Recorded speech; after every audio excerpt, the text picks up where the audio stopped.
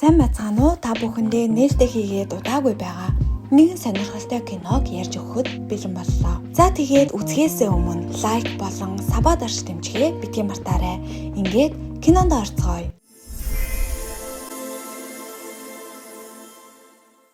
Манай сувгийн шинэ бичлэгийг олон улсын спортын компани хамтран хүргэж байна. Хэрвээ та 18 нас хүрсэн бол сэтгэл хэсэгт байршуулсан холбоосоор ороод манай сувгийн Kyoku гэдэг урамшууллын кодыг хийж анхны цэнэглэлтэд урамшуул авах боломжтой. Олон мянган жилийн турш хүн төрлөختөн болон троллууд эв найрамдалтай зэрэгцэн оршиж байв. Гэвч Европ төвд Христийн шашин дэлгэрч эхлэхэд Норвеги даяар энэ шашныг түгээн дэлгэрүүлэх ариун үлсийг залуу хаан Олафт даалгажээ. Олаф троллуудын амьдардаг гүн ойроо нэвтэрч тэднийг нарны хурц гэрэлд цохиулан чулуу болгон хувиргаж байлаа. Ийхүү элд болон Библийг гартаан хатгсан Олаф троллуудын нутгийг нэгжин цэвэрлэж эхэлснээр троллууд Христийн шашны ариун байдлаас жиирхэн болгоомжлох болов. Эцэст нь Олафч бүх троллуудыг ядаж дуусгажээ. Энэхүү домгийг нэгэн эцэг охин Норадаа ярьж өгдөг ба үүнээс хойш 30 жил өнгөрч Нора одоо нас бит хүрсэн бүсгүй болжээ. Нэг өдөр түүний хуучин хамтрагч Андре түүн дээр зочлон ирэв. Нора, Андре хоёр өмнө нь жинхэнэ троллтой нүүр тулж байсан түүхтэй бөгөөд одоо Андре түүнээс дахин дурсамж хүсгээр ирсэн нь энэ байж л дээ. Андре одоо нөхцөл байдал өөр болсныг, шин засгийн газар шинэ ерөнхий сайдтай болсныг дуулгав. Мөн тэр өөрийн бичсэн номыг Норагийн ширээн дээр байхыг олж харах ба Норач түүний гарт байгаа номыг хараад уг номыг талигаж автан зориулсанд баярлаж бугаа илэрхийлв. Харин Андре хариуд нь аавд чинь миний чамд үзүүлэх гэж байгаа зүйл таалагдах байсан гэж бодож байна. Гэхэд Норач ихэд гайхширч дахиад өөр троллууд байгаа гэж юу хэмээн асуулаа. Ийхүү тэд нисдэг тэргээр замдаа гарч Андре Норагаар нэгэн бичиг баримтад гарын үсэг зуруулав. Удалгүй тэд Вимор хэмээх цахилгаан станцад ирэх ба Норач энтхийн профессорыг таньдаг бөгөөд өмнөх төсөл дээр нь хамтарч ажиллахдаа их л таарамж муутай байж л дээ. Мөн Норагийн өмнө аврах том тролл байх ба судлаачид энэ амьтныг судалж байгаа бөгөөд 100 жилийн өмнө олсон хүмүүс түүнийг Йотен хэмээх нэрлжээ. Мөн профессорууд аюулгүй байдлын үүднээс троллийг тойруулан түүнийг хормын дотор чулуу болгох хүчин чадалтай хит ягаан туяаны гэрлүүдийг ч суйрлуулсан байлаа. Дараа нь төслийн удирдагч Мэрион ирэх ба тэрээр Нораг энэ төсөлд оролцуулахыг огт хүсээгүйч дээрээс тэднийг доривтай ахиц дэвшил үзүүлэхгүй л бол төслийг бүхэлд нь хаах тушаал гарсан учраас Андрегаар түүнийг авчруулсан болж таарав. Энэхүү тролл нь үхээгүй зүгээр л унтаж байгаа ба түүний амьд байгаа гэлтэх цорын ганц шинж тэмдэг нь зүрхний цохолтод бөгөөд энэ нь дэлхий дээрх ямар ч амьтныхтай төсгүй байлаа. Тэр яг л ойн хөрс шиг бүтэцтэй. ДНХ нь модны ДНХ-тэй таарч байхад Нора тиймээ эдгээр амьтад бол газар шороо чулуунаас бүтдэг хэмээн баталж өглөө.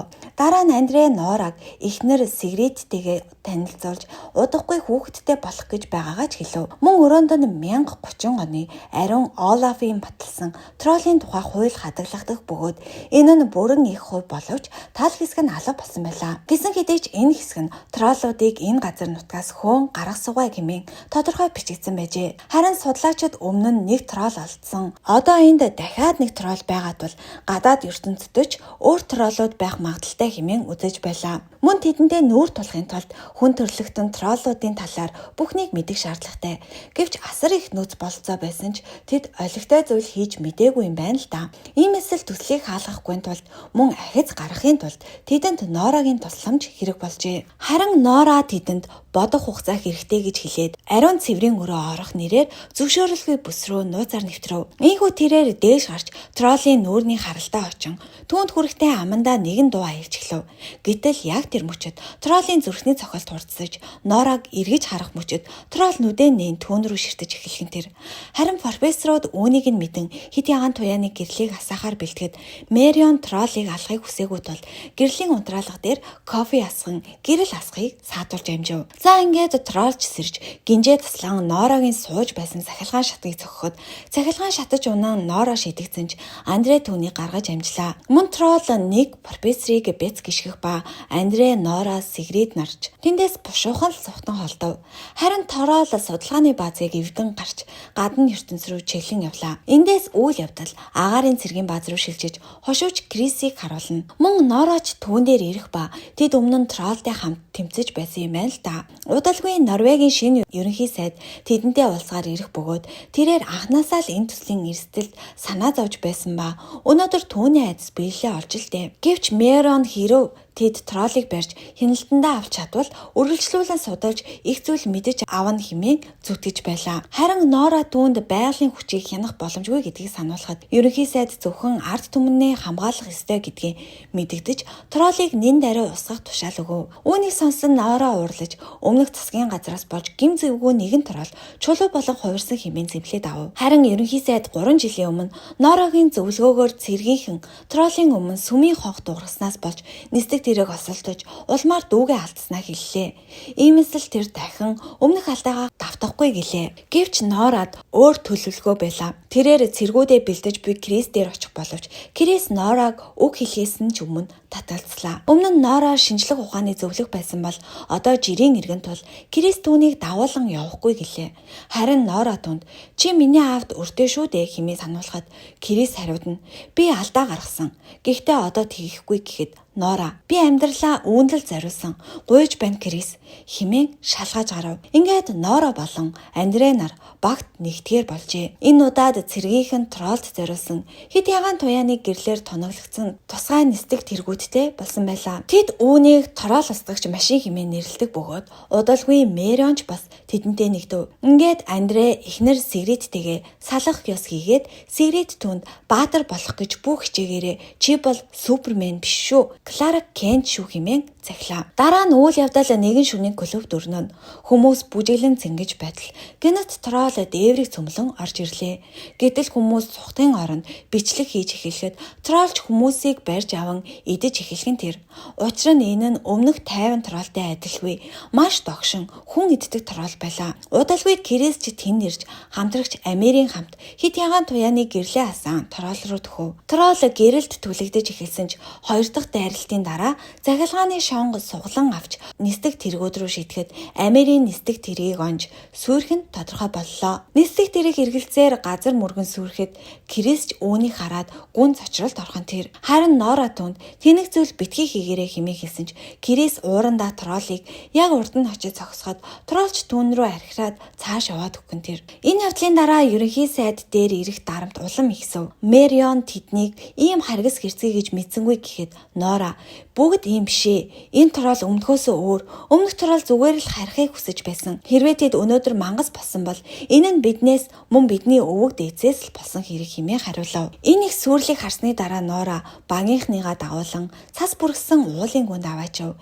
Энэ бол эртний ангуучдын бэлдэж байсан уриг буюу ангийн нүх байлаа. Домгийн дагуу хүмүүс троллийн хааныг устгахын тулд түүний хүүхдийг хулгайлж эцгийг нь энэ үхлийн өрхөнд оруулахыг санаархаж л дээ. Гэвч троллийн хаан урихнаас амьд гарч цугцсан ба хүү тролл нь эндээ үлдсэн болж таарав. Ийхүү Нора нэгэн чулууг давтан тогшиж битгий айгаарай хэмээн хэллээ.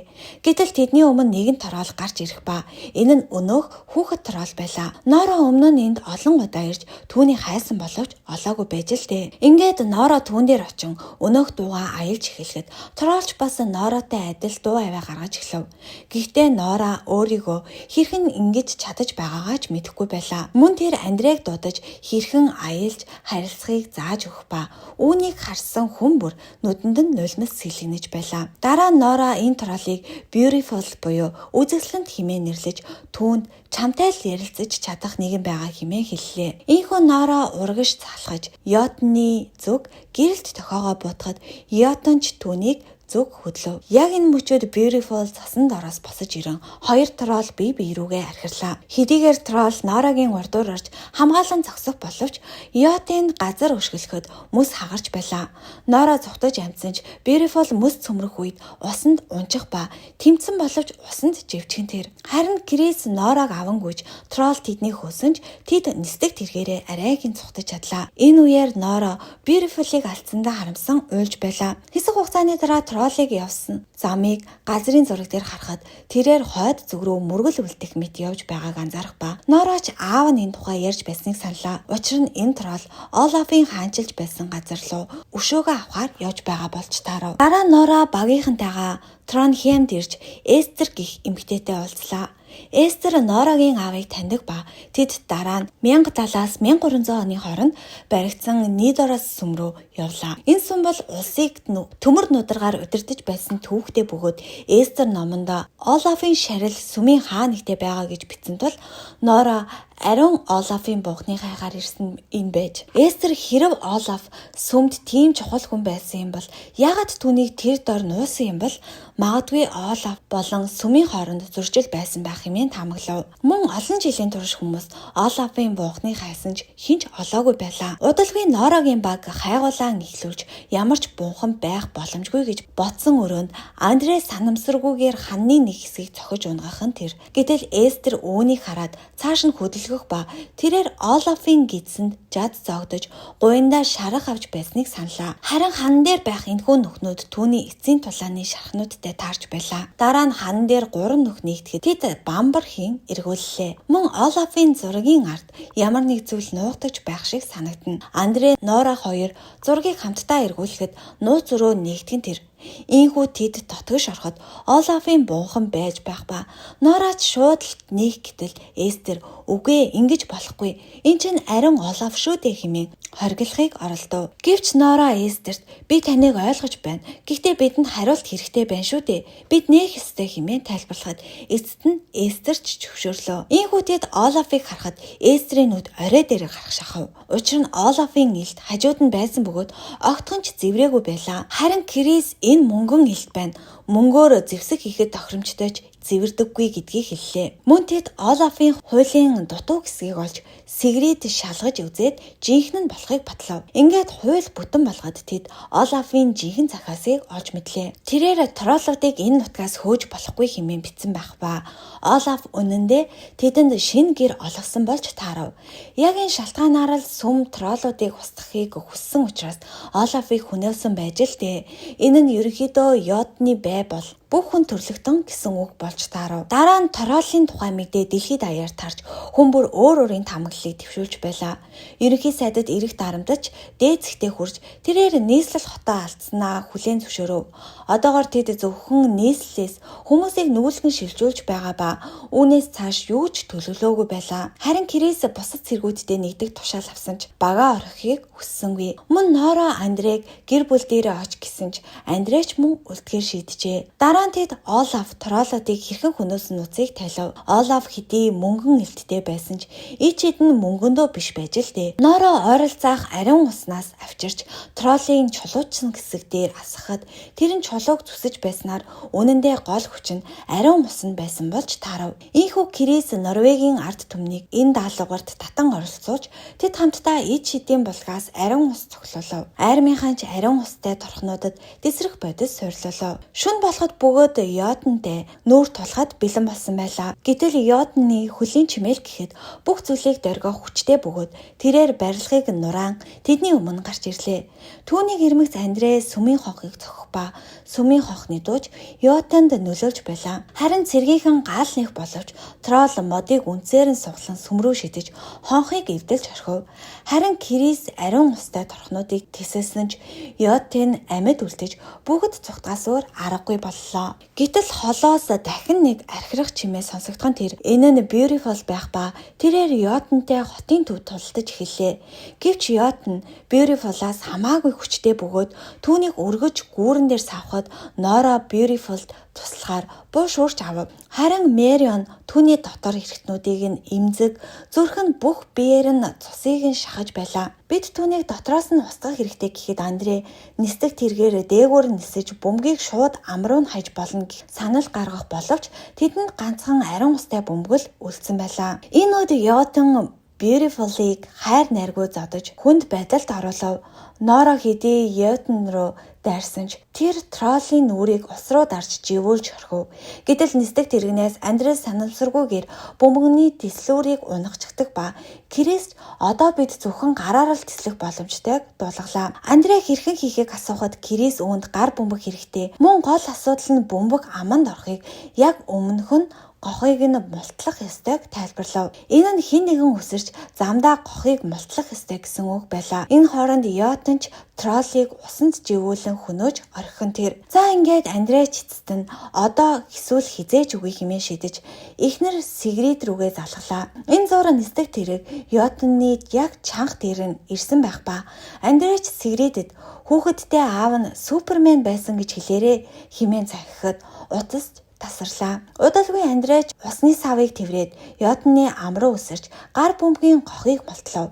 Тэрээр шууд л Йотаны ам руу орсон ба Йотан ч дотроосоо дэлбэрч эхлэхэн тэр үнэндээ beautiful амьд байсан ба тэрээр шууд л Йотаны зүрхийг сулан авч эцэст нь түүнийг бүр мөсөн устгаж чадлаа. За ингээд энэ үйл явдлаас хойш хэсэг хугацааны дараа Сигрид ч хүүхдээ төрүүлэн бусдад шинэ амьдралаа эхлүүлжээ. Харин beautiful Нораг эргэж ирж буйгаар энэхүү кино маань төгсөж байна. За ингээд кино таалагдсан бол сувгтаа лайк болон subscribe дарж дэмжихээ гэдгийг мартаарай.